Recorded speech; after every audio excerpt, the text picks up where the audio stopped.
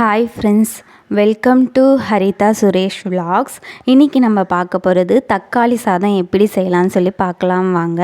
தக்காளி சாதத்துக்கு 5 தக்காளி, ஒரு வெங்காயம், ஒரு 5 பச்சை மிளகா கட் பண்ணி எடுத்துக்கோங்க. குக்கரில் ஒரு 5 டேபிள் ஸ்பூன் எண்ணெய் விட்டு பட்டை இலை அதெல்லாம் போட்டுக்கோங்க.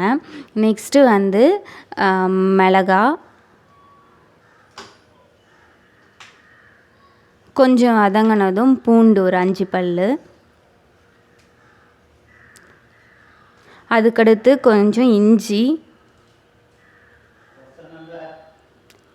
நெக்ஸ்ட்டு ஒரே ஒரு வெங்காயம் வெட்டி வச்சுருக்கோம்ல அது, இஞ்சி பூண்டு பேஸ்ட் இருக்கிறவங்க இஞ்சி பூண்டு பேஸ்ட்டு போட்டுக்கோங்க. என்கிட்ட இல்லைன்னு சொல்லி நான் அந்த மாதிரி போட்டிருக்கேன். கறிவேப்பிலை, நெக்ஸ்ட்டு தக்காளி நமக்கு நல்லா ஸ்மேட்ச் ஆகி வதங்கணும். அப்போ தான் நம்ம அரிசி சேர்க்க முடியும்.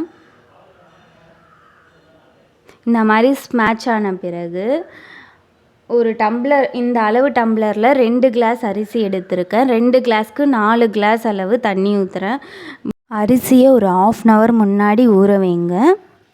நீங்கள் எதில் அரிசி எடுக்கிறீங்களோ அந்த கிளாஸ்லேயே நீங்கள் தண்ணியும் எடுத்துக்கோங்க. இப்போ 3 கிளாஸ் ஊற்றிட்டேன். 1 கிளாஸ் தண்ணியை வச்சுக்கோங்க, கடைசியாக ஊற்றிக்கலாம். கொஞ்சம் கல்லுப்பு நமக்கு தேவையான அளவு. இப்போ பிரியாணி மசாலா அது எடுத்துருக்கேன்.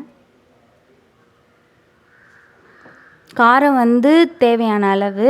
ஆல்ரெடி நம்ம சில்லி போட்டிருக்கோம், அதனால் பார்த்துட்டு சேர்த்துக்கோங்க. லாஸ்ட்டாக டேஸ்ட் கொஞ்சம் பார்த்திங்கன்னா உப்பு காரம் கரெக்டாக இருக்கான்னு தெரியும். நெக்ஸ்ட்டு கொத்தமல்லி தூவி குக்கரை மூடிடலாம். விசில் ஒரு விசில் 2வது விசில் வரத்துக்கு முன்னாடி நம்ம ஸ்டாப் பண்ணிடணும். 2 விசில் வரக்கூடாது, ஒரு விசில் தான் இதுக்கு.